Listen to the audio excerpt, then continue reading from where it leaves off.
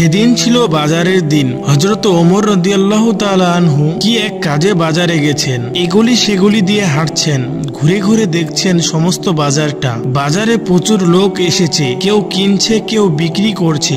দূর দূর অঞ্চল থেকে লোকজন বাজারে এসেছে।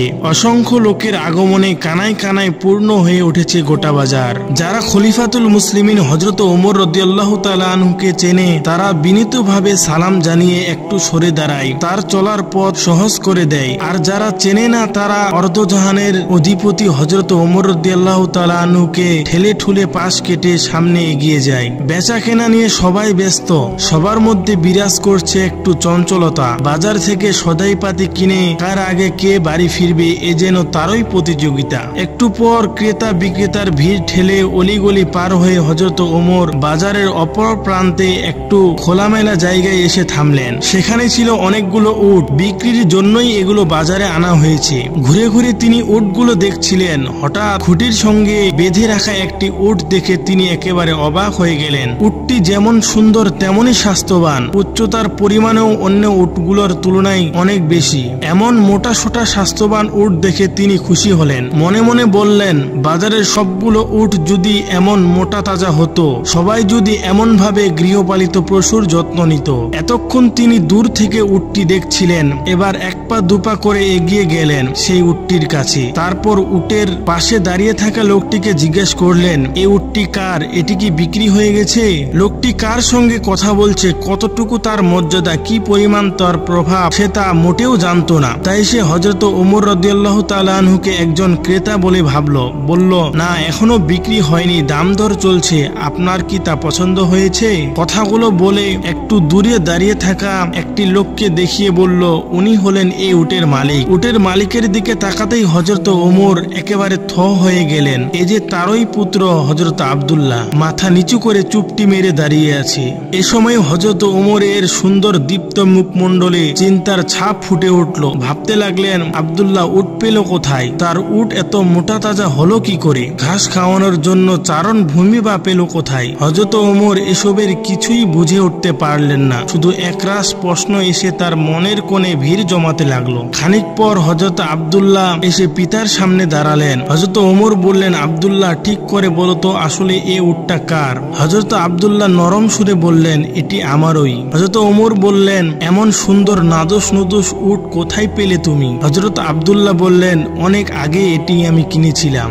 ধীরে ধীরে হযরত ওমর রাদিয়াল্লাহু তাআলা আনহু এর মন ভরাক্রান্ত হয়ে আসে। পূর্বের হাসি আর আনন্দ ততক্ষণে হাওয়ায় মিলিয়ে যায়। তিনি আবার প্রশ্ন করলেন, তুমি উটটি এত মোটা তাজা করলে কিভাবে? কখনোই বা তার সেবা যত্ন করলে? হযরত আব্দুল্লাহ ভয় মিশ্রিত কণ্ঠে বললেন, চারণ ক্ষেত্র থেকে ঘাস খাওয়িয়েছি, একটু মোটা সোটা হওয়ার পরেই বিক্রির জন্য বাজারে এনেছি। হযরত ওমর কথাগুলো শুনলেন। সমস্ত মুখমণ্ডল তার কঠিন হয়ে উঠেছে, কণ্ঠে তার রাগ, চাহনিতে কঠোর শাসনের আভাস। তিনি বললেন, আব্দুল্লাহ, এটা তোমার অন্যায় হয়েছে। তুমি যে চারণ ক্ষেত্র উট লালন পালন করেছো তা সরকারি চারণ ক্ষেত্র। এটি জনগণের সম্পত্তি, আর জনগণের সম্পত্তিতে ব্যক্তিগত উট চড়ানোর অধিকার তোমার নেই। কথা কয়টি বলে হযরত ওমর রাদিয়াল্লাহু তাআলা আনহু থামলেন। বাজারের বহু লোক ততক্ষণে জড়ো হয়ে উঠেছে সেখানে। সবাই অবাক হয়ে হযরত ওমরের কথাগুলো শুনছেন, কিন্তু মুখ খুলে ভালো মন্দ দু কথা বলার সাহস কারণে। খলিফার পুত্র হযরত আব্দুল্লাহ সবার মাঝখানে দাঁড়িয়ে আছেন।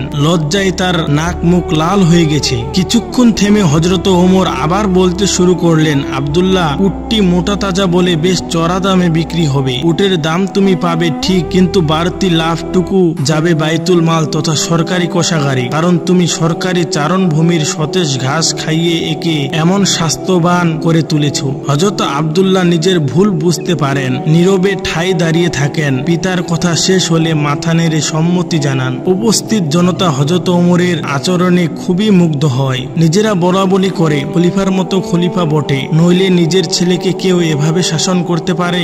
একজন বলে উঠল, দেশের শাসক এমন হওয়া চাই। খলিফা ঠিক কাজটি করেছে, হোক না আব্দুল্লাহ নিজের ছেলে। তাই বলে তো সরকারি সম্পদ ব্যক্তিগত কাজে ব্যবহার করা যায় না। সরকারি সম্পদের এমন অপব্যবহার খলিফা সইবেন না। আরেকজন বলল, তোমরা তো কেবল খলিফার প্রশংসাই করছো, আব্দুল্লাহর ব্যাপারটি একটু খেয়াল করছো না। আব্দুল্লাহ কি এজন্য প্রশংসার দাবিদার নয় যে সে একটুও মিথ্যা বলল না, সামান্য প্রতিবাদও করল না, বরং নিজের দোষ স্বীকার স্বীকার করে বাড়তি আয়টুকু বাইতুল মালে জমা দেওয়ার জন্য রাজি হয়ে গেছেন। আরেকজন বলল, হ্যাঁ তাই তো, এই দিকটি তো আমরা চিন্তা করিনি। প্রিয় দর্শক, আজকে যদি পৃথিবীর দিকে দিকে এমন শাসক জন্ম নিতেন যাদের নিকট ইনসাফের মানদণ্ডে আপর পর আত্মীয় অনাত্মীয় সবাই সমান, তবে পৃথিবীর উপরে শান্তির হাওয়াটা আরেকটু প্রবল বেগে প্রবাহিত হতো। দেশের জনগণ আরামে দুটো আহার করে দুনিয়া থেকে বিদায় নিতে পারত। তাই আসুন, নেতৃত্বের আসনে কাউকে বসানোর আগে